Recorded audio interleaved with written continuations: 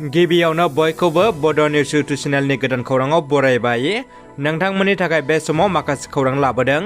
भिडिअखौ जोबजासे नायलांनो दाबाव आरो चेनेलाव गोदानब्ला अन्नानै साबस्क्राइब खालामना बेल आइकनआ अलाव होनानै ला आरो भिडिअखौ लाइक कमेन्ट शेयार खालामनो गुरै खावलायबाय। दानिया फैदो दिनैनि खौराङाव। गिबि खौराङाव दङ गाद्दार 2 सावथुना रां आरजिनायाव रेकर्ड खालामदों। सावथुन फैसालि आरो बक्स अफिसाव गाद्दार 2 सावथुना रेकर्ड खालामदों। सानी देओल आरो अमिताभ पाटेलनि गाद्दार 2 सावथुना गासै 540 कौटि रां आरजिबाय।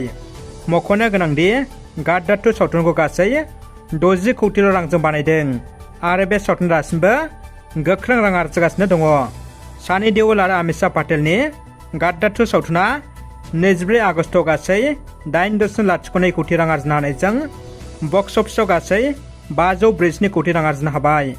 बिटिआरनि गाहाय मावफुं सोद्रोमा प्रमद बर'नि सायाव गोख्रों अजद।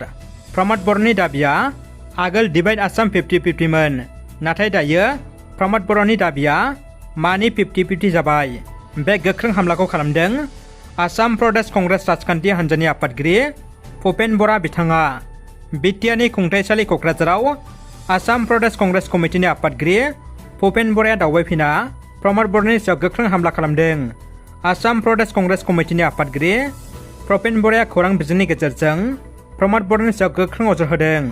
प्रमद बर'आ बर' हारिनि थाखाय आलादा रायजो बिदोंमोन, नाथाय दायो प्रमद बर'आ रांनि थाखायसो डिमान्ड खालामगासिनो दङ।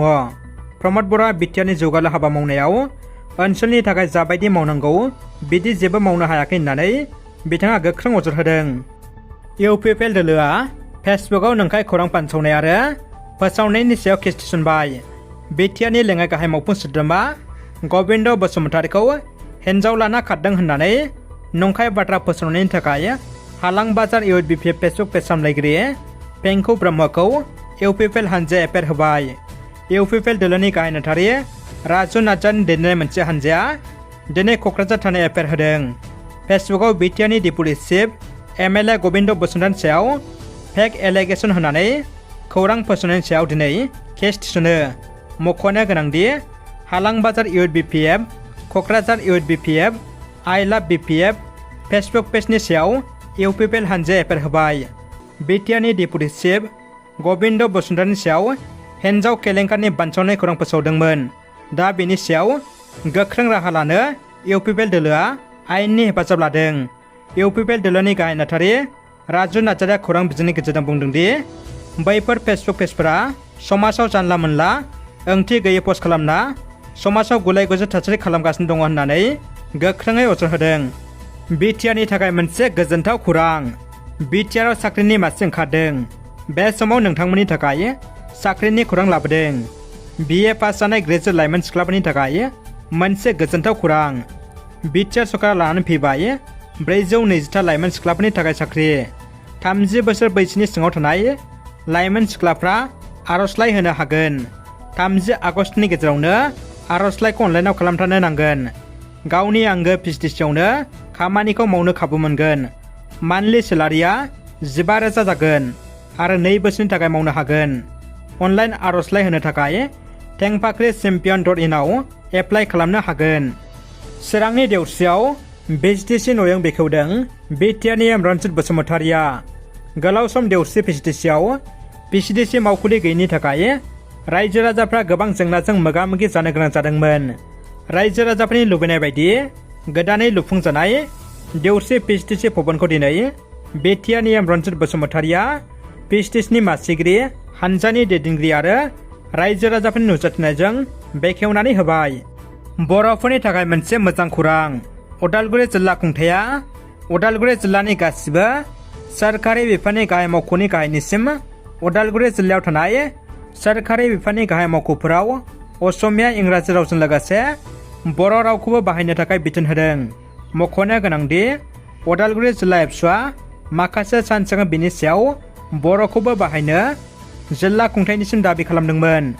उदालगुरिजों लोगोसे बिटिआरनि गासै जिल्ला आरो आसामनि मोनफ्रोमबो सरकारि मावख'आव बर' रावखौ बाहायोब्ला जोबोद मोजां जागौ। बिटिआर सरकारनि गियान सोरां बिथांखिनि गेजेरजों फरायसाफोरनो 5,000नि अनसुंथाइ राननानै होदों रुजुग्रा मोसाहारि बिथाङा। फरायसाफोरनो बिटिआर सरकारनि गियान सोरां बिथांखिनि गेजेरजों फरायसाफोरनो अनसुंथाइ होनायखौ नुनो मोनगासिनो। बिदिनो दिनै उदालगुरि जिल्ला 30 नं धोनसिरि बियाबनि TCLCC चेयारमेन रुजुगोरा मोसाहारि बिथाङा ब्लकनिनो मावखुलियाव फरायसाफोरनो 5,000 रांनि चेकखौ राननानै होदों। लोगोसे दावबायसा बर'नि बियाबाव माइनाव सोरां बिथांखि बायदियै 25,000 रांनि चेकखौ मोन 64 सेल्फ हेल्प ग्रुपफोरनो राननानै होबाय। 32 नं फेरगाव बियाबाव दिनै फेरगाव बियाबनि MCLA बिटिआरनि दावबायसा बर'आ बिटिआर सरकारनि माइनाव सोरां बिथांखि बायदियै 25,000 रांनि चेकखौ मोन 64 सेल्फ हेल्प ग्रुपनो राननानै होबाय। गसाइगाव मोसौ बेदर गोदा खोमानानै फानग्रा सासे फालांगि हमनो हादों आरो गुबुन सासेया खारग'दों। गसाइगाव महकुमानि सिङाव थानाय साबकाटा पुलिस बिफाननि मोनसे हानजाया मोनसे सर्ट सुलुंनि गेजेरजों संदाननायाव हमनो हायो मोसौ बेदर गोदाग्रा फानखोमाग्रा सासे फायखारिखौ। लोगोसे सासेया खारखोमायो। मिथिनो मोननाय बायदिब्ला मोसौ बेदरखौ गावनि न'आवनो गोदाफुबाय थानायावनो हमनो हायो होननानै मिथिहोदों पुलिस बिफाननिफ्राय। हमनो मोननाय मोसौ बेदर गोदानानै फानग्रा फायखारिखौ 2 नं पलासगुरि गामिनि थागिबि आशराफुल आलम होननानै सिनायथिनाय जादों आरो खारग'नो हानाय सासेखौ एखे गामिनिनो आजमल आली होननानै पुलिस बिफाना फोरमायदों। बिसनाथ तामुलपुर बजालि आरो हजाइखौ फिन जिल्ला महरै फोसावबाय। डेलिमिटेसन द्राफ्टनि थाखाय दोनथ'नाय आसामनि मोनब्रै जिल्ला फारियै तामुलपुर, बिसनाथ, हजाइ आरो बजालिखौ आसामनि गिबि मन्त्रि डक्टर हिमन्त बिश्व शर्मा बिथाङा जिल्ला महरै फिन फोसावफिनबाय। चिरां जिल्लानि लावख्रिगुरि गामिनि दै लोमजानाय रायजो राजाफ्रा सोरखारनिसिम खुद्रिसारदों। आसामनि गिबि मन्त्रि डक्टर हिमन्त बिश्व शर्मानि होलांनाय रादाया रादायल' जानानै थादों। जेंनाया जेबो सुस्रांजायाखै।